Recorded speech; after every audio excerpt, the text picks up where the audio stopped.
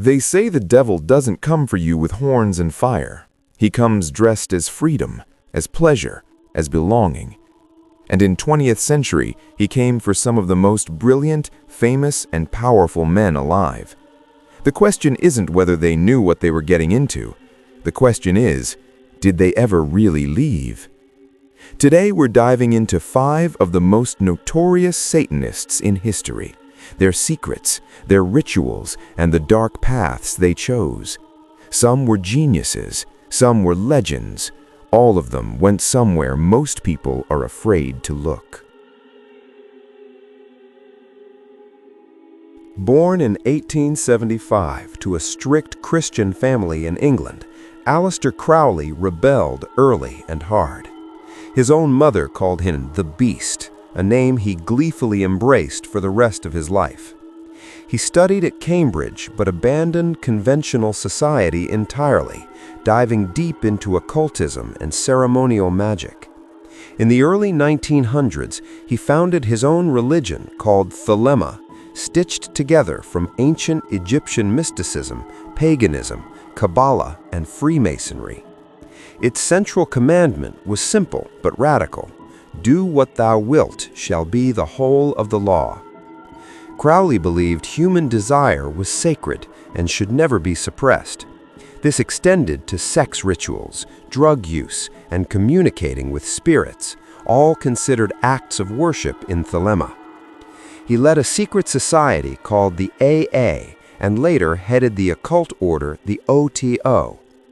His contributions range from redesigning tarot decks to synthesizing Eastern and Western esoteric imagery to represent the Aeon of Horus. Governments across Europe eventually banned him, and the press dubbed him the wickedest man in the world. He died in 1947, impoverished but legendary, a figure who influenced everyone from rock musicians to rocket scientists like Jack Parsons, and whose shadow over occult culture has never truly faded. Parsons was a brilliant, self-taught chemist and rocket engineer who co-founded the Jet Propulsion Laboratory, JPL, and Aerojet, and is credited with pioneering the advancement of liquid fuel and solid fuel rockets. Jack Parsons was fascinated by the dark arts from childhood. At just 12 years old, he attempted to summon a demon in his bedroom and convinced himself it worked. Though he swore off the occult, he never truly let it go. As an adult, he fell under the spell of Aleister Crowley. Parsons became a devoted follower, moving into a commune of Thelemic worshippers and throwing himself into the lifestyle. He'd recite Crowley's hymn to Pan before rocket tests, believing it brought good luck. Thelema's rituals, among magic, communicating with spirits, and sexual sacraments, would also include consuming Eucharists made with bodily fluids. Parsons saw no contradiction between his science and his beliefs. To him, both rocketry and the occult were about breaking free from earthly bonds. One freed the body, the other freed the soul. Parsons' contributions today are aiding countries to fuel their rockets and missiles.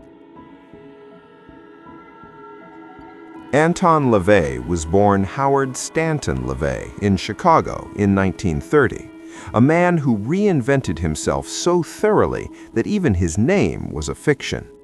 His satanic epiphany came as a teenager when he snuck into a burlesque show and a friend spotted his Sunday school teacher among the dancers.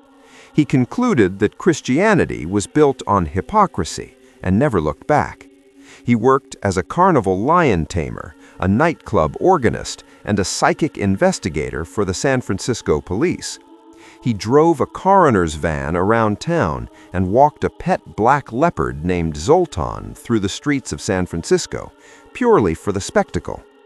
He painted his Victorian home entirely black, filling it with trapdoors, trick bookcases, a human skeleton, taxidermied animals, and a pet lion, turning it into a monument to the macabre.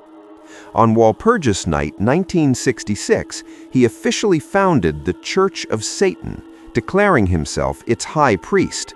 Crucially, members did not believe Satan literally existed. Instead, Satan represented pride, carnality, and rebellion against repression. Including Jane Mansfield and Sammy Davis Jr., popular Hollywood stars associated with the church. LaVey died in 1997 and, in a final irony, was taken to a Catholic hospital because it was the closest one available. Michael Aquino was born in 1946 and led one of the most extraordinary double lives in modern history. A decorated U.S. Army lieutenant colonel specializing in psychological warfare and the founder of his own satanic religion. In 1969, he joined Anton LaVey's Church of Satan and rocketed through the ranks, becoming LaVey's right-hand man. But Aquino grew frustrated. He felt the church had attracted too many fad followers and egomaniacs, flashing membership cards at cocktail parties. So, in 1975, he broke away and, in a dramatic ritual invocation, claimed that Satan appeared to him and revealed his true name was Set, the ancient Egyptian god of darkness, and through automatic writing delivered to Aquino a sacred text called the Book of Coming Forth by Night. On that foundation, Aquino founded the Temple of Set. While off-duty on a NATO tour in Europe, he visited Wewelsburg Castle, the SS headquarters used by Heinrich Himmler, and performed a satanic ritual there. He also appeared on the Oprah Winfrey Show and Geraldo to promote his religion. He died in 2019 at age 72, deliberately keeping his death private, remarkably successfully for a man who had once sought the world's attention. Sammy Davis Jr. was an African-American entertainer, singer, dancer, actor, and comedian, widely regarded as one of the most talented all-around performers of the 20th century. A member of Frank Sinatra's famous Rat Pack, he broke racial barriers in Hollywood and Las Vegas while becoming a global icon of show business. Christian by birth and Jewish by choice, Sammy Davis Jr. first stumbled into the world of Satanism in 1968 at The Factory, a nightclub he partially owned, when he was invited to a party by a group of young actors wearing red fingernails, signifying their allegiance to the Church of Satan. When Davis arrived, all attendees were wearing hoods or masks, and a naked woman was chained to a red velvet altar at the center of the room. Rather than running, Davis was fascinated. According to LaVey's companion, Diane Hegarty, Sammy was experimental. He was game for anything. He saw the sexual freedom the church supported, and that got him interested. Then, in 1973, Davis starred in the TV pilot Poor Devil, playing a low-level demon trying to win souls for Lucifer. Michael Aquino called the show a magnificent commercial for the church, and LaVey's inner circle hatched a plan to draw Davis in closer. Davis was awarded the honorary title of Warlock II. When performing in San Francisco, Davis reserved front-row seats for LaVey's entourage and flashed them the sign of the horns from the stage. What followed was a 2-decade connection that Davis later tried to erase from his own legacy, a hidden chapter of one of America's most beloved entertainers. The story is now being adapted into a horror film, with Leslie Odom Jr. set to write and star. These weren't madmen screaming in the dark. They were brilliant, driven, and searching for something the ordinary world couldn't give them. Whether that was freedom, power, or simply belonging, they found it in the shadows. The question worth asking isn't why they went there, it's why so many others followed.